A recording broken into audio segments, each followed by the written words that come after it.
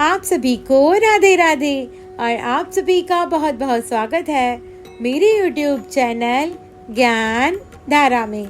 आज है सीता नवमी, तो आज हम जानेंगे माँ सीता की पौराणिक कथा के बारे में, पूजा विधि, महत्व, माँ सीता को प्रसन्न करने के लिए कौन से मंत्र का जप करें, भोग में क्या लगाएं, कौन से करेंगे उपाय।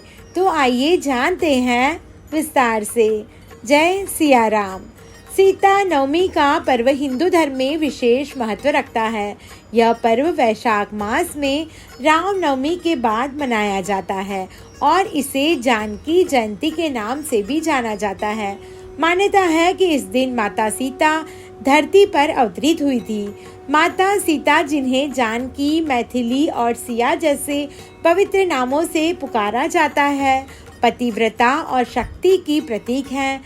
इस दिन महिलाएं अपने पति की लंबी आयु और सुखी वैवाहिक जीवन के लिए व्रत करती हैं। हिंदू पंचांग के अनुसार 5 मई सोमवार को वैशाख मास के शुक्ल पक्ष की नवमी तिथि है। इसी दिन सीता जयंती मनाई जाएगी। अब हम जानेंगे सीता नवमी क्यों मनाई जाती है। माना जाता है कि वैशाख शुक्ल नवमी मंगलवार पुष्य नक्षत्र कालीन तथा मध्याह्न के समय माता सीता का जन्म हुआ था। ऐसे में हर वर्ष वैशाख मास के शुक्ल पक्ष की नवमी तिथि पर सीता नवमी मनाई जाती है। पौराणिक मान्यता के अनुसार इस दिन महाराज जनक संतान प्राप्ति के लिए यज्ञ की भूमि को तैयार करने में लगे थे और हल से जमीन जोत रहे थे। उसी समय धरती के गर्भ से सीता जी मनुष्य के रूप में प्रकट हुई थी। यही कारण है कि सीता नवमी के दिन माता सीता का जन्मोत्सव मनाया जाता है। अब हम जानेंगे सीता नवमी के महत्व के बारे में। सीता नवमी के दिन जगत जननी माँ सीता का प्राकट्य हुआ था। धार्मिक मान्यता के अनुसार इस दिन स्नान ध्यान के बाद विधि विधान से मर्यादा पुरुषोत्तम भगवान श्री राम संग माता सीता की पूजा अर्चना करने से साधक को जीवन में शुभ परिणाम मिलते हैं।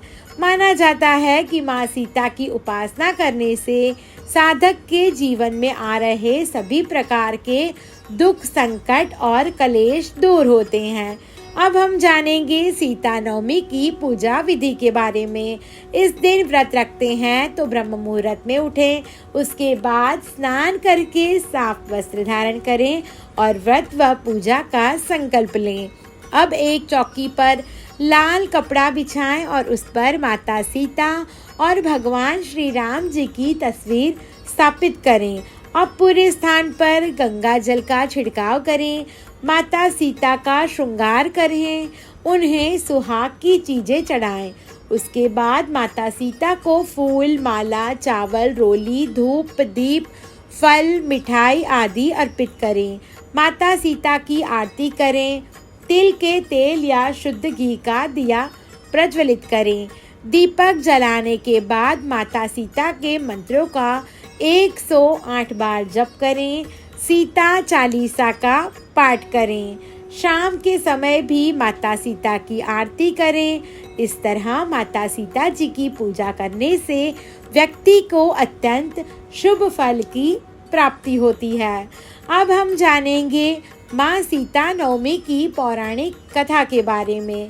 पौराणिक कथा के अनुसार मारवाड़ क्षेत्र में एक वेदवादी श्रेष्ठ धर्मधुरीण ब्राह्मण निवास करते थे। उनका नाम देवदत्त था। उन ब्राह्मण की बड़ी सुंदर रूप गर्विता पत्नी थी। उसका नाम शोभना था। ब्राह्मण देवता जीविका के लिए अपने ग्राम से अन्य किसी ग्राम में भिक्षाटन के लिए गए। इधर ब्राह्मणी कुसंगत में फंसकर व्यभिचार में प्रवृत्त हो गई। अब तो पूरे गांव में उसके इस निंदित कर्म की चर्चा होने लगी, परंतु उस दुष्टा ने गांव ही जला दिया। दुष्कर्मों में रत रहने वाली वह दुर्बुद्धि मरी तो उसका अगला जन्म चांडाल के घर में हुआ। पति का त्याग करने से वह चांडालिनी बनी। ग्राम जलाने से उसे भीषण कुष्ठ हो गए तथा व्यभिचार कर्म के कारण वह अंधी भी हो गई। अपने कर्म का फल उसे भोगना ही था। इसी प्रकार वह अपने कर्म के योग से दिनों दिन दारुण दुख प्राप्त करती रही, देश देशांतर में भटकती रही। एक बार देवयोग से वह भटकती हुई कौशलपुरी पहुंच गई। संयोगवश उस दिन वैशाख मास शुक्ल पक्ष की नवमी तिथि थी, जो समस्त पापों का नाश करने में समर्थ थी। सीता नवमी के पावन उत्सव पर भूख प्यास से व्याकुल वह दुखियारी इस प्रकार प्रार्थना करने लगी, हे सज्जनों, मुझ पर कृपा कर कुछ भोजन सामग्री प्रदान करो, मैं भूख से मर रही हूँ। ऐसा कहती हुई वह स्त्री श्री कनक भवन के सामने बने 1000 पुष्प मंडित स्तंभों से गुजरती हुई उसमें प्रविष्ट हुई। उसने पुनः पुकार लगाई, भैया कोई तो मेरी मदद करो, मुझे कुछ भोजन दे दो।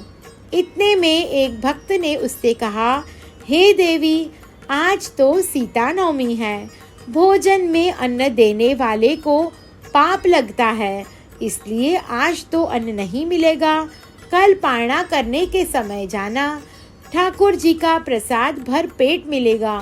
किंतु वह नहीं मानी। अधिक कहने पर भक्त ने उसे तुलसी एवं जल प्रदान किया।